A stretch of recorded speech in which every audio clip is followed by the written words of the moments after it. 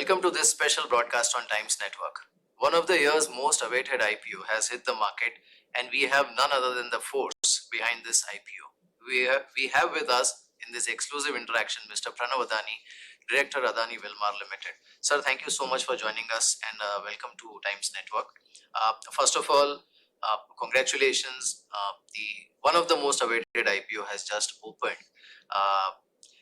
And these are interesting times because we have seen how IPO market behaved last year as well. Give us a brief overview about one is, the IPO itself and the purpose of this IPO at this point, how you are going to spend the proceeds. If you can give us a brief overview. Thank you, Mihir, for having me over. This is a primary offering issue that we have.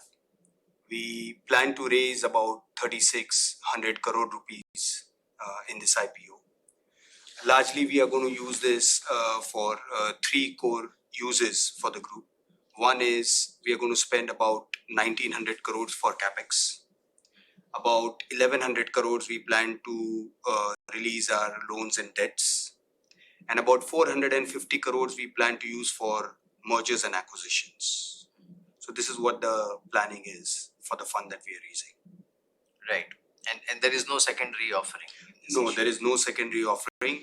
All the money goes into the uses of the company. Right.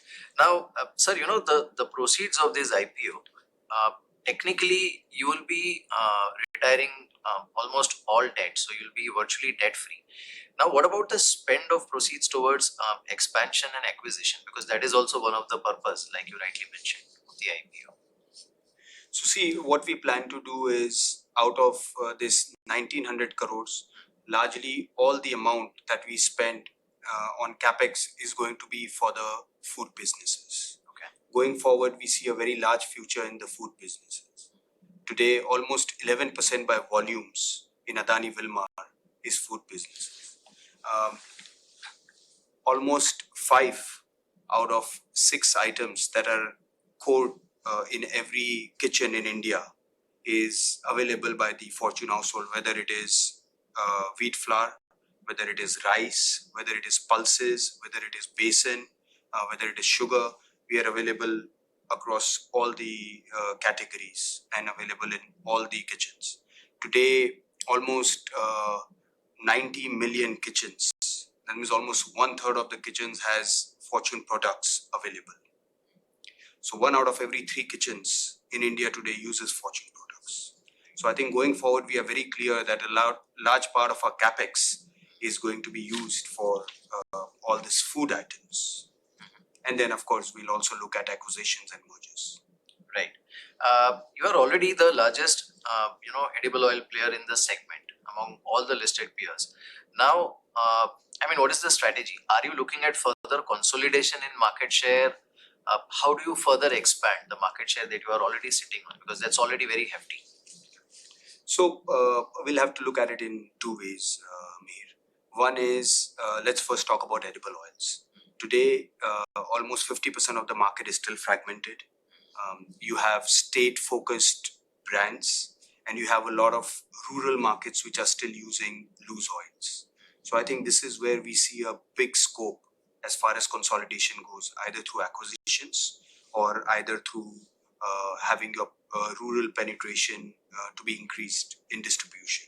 So these are the ways that we look at expanding and consolidating our edible oil brands.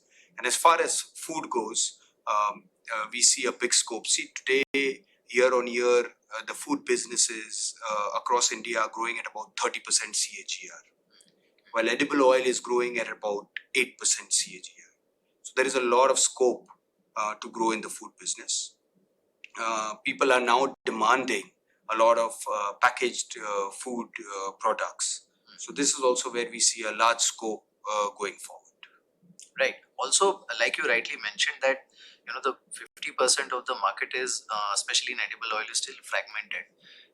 Is that also an opportunity for a player like you as people become more brand conscious, hygiene conscious and health conscious? Is that an opportunity also? Yes, that is a very big opportunity. It's very natural for us to be going forward looking at things like rural markets. Like you said, a lot of it is still in loose, and now people are demanding hygienic products. So the first thing do is go for a packaged oil, even if they go for a smaller pack of a liter, but this is what they will demand.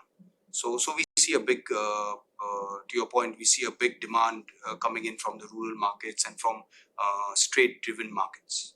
Right. So there is also, a conscious expansion plan in the packaged food products and value-added segments. Now, can we expect this to reflect in a very healthy growth in EBITDA and net margin? See, generally, food products give better margin than Right. edible oil in general. So going forward, we are very clear that our focus of the company is going to be on more packaged food products. Also edible oil will continue, but more focus is going to be going forward on all the food products. Like I said, all our capex, large part of it is going to be go for integrated food factories that we are planning to build, whether it is for wheat flour, whether it is for rice, whether it's basin, pulses, and the other products. Right. Then what is the strategy for expansion in this space? Because, like you rightly mentioned, that it is a higher margin business compared to edible oil. So, what is your strategy or vision in terms of expansion in these verticals? Because edible oil remains a dominant force in your current product basket. But what is your thought process behind expansion? So we have done a lot of survey on this, और ये survey में हमने ये भी देखा है कि आज जो demand आजकल आ रही है, there is a lot of demand for ready to cook food, ready to eat products, things like khichdi, things like poha. So these are the kind of things that we are now planning to get into. Besides that, we are also looking at low GI rice for very health conscious people. We are looking at fortified atta. These are the new products that we are in the phase of launching today. And this is all done by looking at the demand that the youth has today.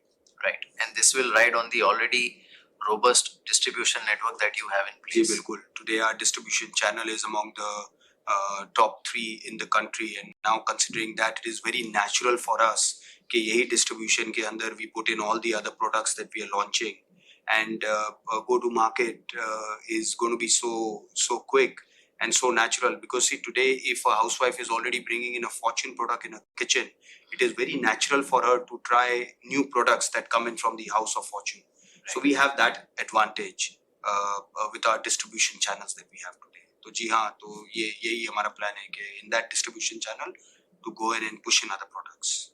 Right. So now one more challenge is, if we look at this business, the raw material input cost has been hurting this segment for a while, और वो एक problem इस पूरी industry के लिए भी रही है.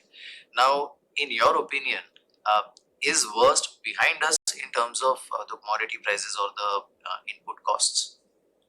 Abhi, after the government reducing the import duties, you've seen the prices have been cooled off. Over the past few months, prices have gone down by 20-25%. 20 से 25% price already correction हो चुका है. Right. उसके सिवाय इंडिया के अंदर जो सरसों का या मस्टर्ड का जो क्रॉप है, वो भी ये टाइम बहुत अच्छा दिख रहा है. It's a bumper crop. Even that will help in reduce the prices. So overall, I think the high prices का जो scenario था is largely behind us. So I think that now the prices will stabilize at this level. Right. Out of curiosity, I want to know that you have such a strong brand presence and you are present in so many categories. Dairy products, dairy and dairy products, that's a very stark missing link in your overall FMCG portfolio. Now, is it a conscious decision कि इस segment से हमें दूर रहना है? I mean, what is your thought process on the dairy segment? So see, today you rightly said in the kitchen, we are largely available in all the products but dairy products. Yeah. Dairy products require a very different kind of infrastructure. It requires a different kind of cold chain and different kind of warehouses, which right now presently we are not looking at. So right now in the overall scheme of things, dairy doesn't fit into that for the time being. So you are ruling that out, at least in the foreseeable future. That's right, yes. Right. Sir, एक जो हमने एक impact देखा है pandemic का, more and more people have become conscious about health, hygiene, and effectively the preference of branded food products has increased. Now, as this plays out going forward, do you see any new categories where you would want to enter at some point? I mean, are there any categories which are on the horizon right now for you? No, so see, Mihir, right now we are largely, like I said, available in all the staples, in all the kitchen product. But to your point, you're right. In the pandemic, we have seen a lot of people moving in from loose to packaged products because hygiene has become very important, and people want something that they are sure about. If it is in a pack form, whatever it says, the nutritional value as well as it's not touched by human hands. So, which is why we have seen a lot of sale move into packaged commodity. Going forward, our focus is going to be in ready to eat products, ready to cook products, and a lot of other packaged nutritional products like fortified wheat and rice, GI rice, like I said. Right. Now I'm asking you from industry point of view कि भारत में ये segment बहुत तेजी से grow कर रहा है, but if we compare to other markets, जैसे if we look at China की तुलना में India's branded packaged foods per capita consumption is almost 1/3. If we compare to a market like US, it's less than 5% अगर annual spend हम per capita देखें on packaged food. So इस पूरी industry के लिए what is your outlook? What is the kind of growth trajectory that you are looking at? तो आप मुझे पूछे तो ये तो सबसे बड़ी अपॉर्चुनिटी है, राइट? जबकि हम देखते हैं कि हम पर कैपिटा बहुत लो है ये सब प्रोडक्ट्स में, तो अपॉर्चुनिटी उतनी ही बड़ी है. एंड आई फील कि ऐसी सब चीज़ों में a brand like Fortune is very well placed, क्योंकि it is a very natural choice for any housewife, क्योंकि उनको एक कॉन्फिडेंस है. लास्ट 20 ईयर्स से 22 ईयर्स से जो भी हाउस होल्ड फॉर्चून यूज़ करता है, they know about the quality. तो वो जानते हैं कि जो भी product Fortune from the house of Fortune आएगा वो बहुत हेल्दी प्रोडक्ट होगा, हाइजीनिक प्रोडक्ट होगा. सो ये सब में हमको एक एडवांटेज रहेगा. आपकी बात सही है कि स्टेपल्स के अंदर आज हम बहुत कम कंजम्पशन है पैकेज फॉर्म में. सभी प्रोडक्ट में आज इंडिया लो है, लेकिन ये अपॉर्चुनिटी है.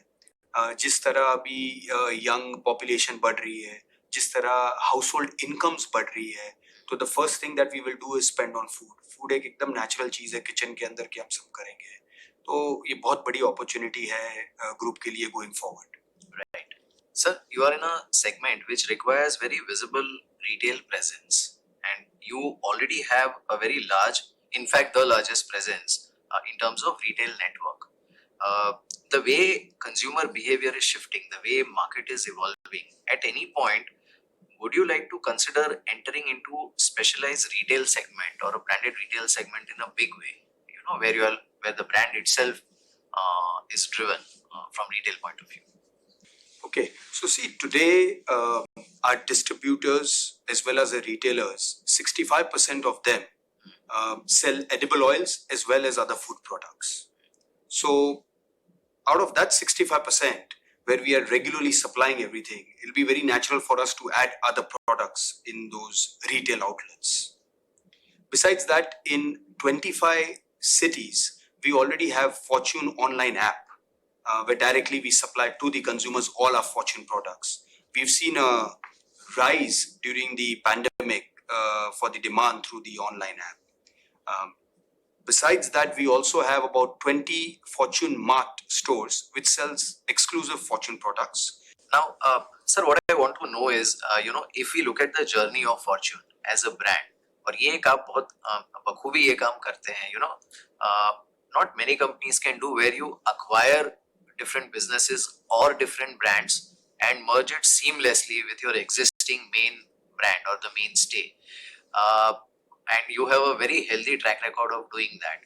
तो ये आगे भी इसी तरह से जारी रहेगा. What is your strategy or thought process behind this? नहीं, I think for the growth prospects, acquisitions and mergers, these are very important tools. What we could do, say 20 years ago, we might not be very good at going forward. So we feel that acquisition is a tool which will help you grow at a faster pace, at a faster speed. तो अभी last 3 से 4 सालों में हमने over a dozen acquisition भी किया है, and that is how we have grown largely in Adani Wilmar across. So, to your question, where merging of the teams goes, we feel it is very important कि जो existing team होती है, we always continue them because they know the business as well. We give them the strategic inputs, we give them the strategic directions, and that is how we've been able to grow every acquisition that we have bought. And I can proudly say that every acquisition that we have done has seamlessly merged into our Adani Wilmar culture, into our Adani Wilmar teams very well. And you're still looking for more once you're done with the IPO. Always, yes, always. So again, this is a industry level, view that I need from you. One is the current CAGR of the packaged food and value-added FMCG businesses and the industrial essential segment, basically the three major verticals for your business. Are you happy with the current CAGR that you are reporting, or would you want to further accelerate at least some of these segments? So we will have to break this down into two baskets. One is what we call the food and FMCG basket, and one is what we call the edible oil basket.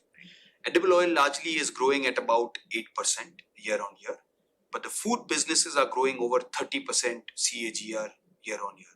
It is very natural for us to look at the growth prospects in the food FMCG products. We can grow in the food FMCG through putting in new capex, where territories which have not been still touched on, where we are looking at, and besides that we are also looking at acquisitions of businesses or brands going forward, because that's where we feel the real chunk of growth is going to come. Because if you see statistics, it's 30% year on year growth. Secondly, with 1.3 billion population of India, we are seeing that per capita income, the way it is increasing, the way demand that the youth of India is doing, it is very important that we also as companies need to adapt to their requirements. And this is something that we try and do very well at Adani Wilmar. So we are working on that. Our ready to eat products, our ready to cook products, our khichdi, our puha, and lot of soya nuggets is all a product of our study that we have seen from the youth of India, and we are adapting ourselves to take care of this demand going forward. Right. So now, we have covered a lot of operational details, but अगर Fortune को हम एक brand के तौर पे देखें, and it's a household name, like you rightly said, it's present in almost every household in some or the other way. Brand Fortune के लिए, what is your vision?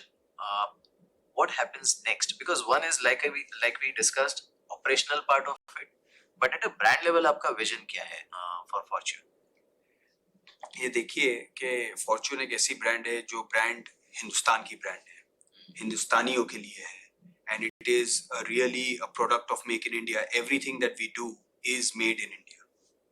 Now going forward, आज 1 out of every 3 kitchen has a product of Fortune. I think that can only grow. There is a lot of opportunity going forward.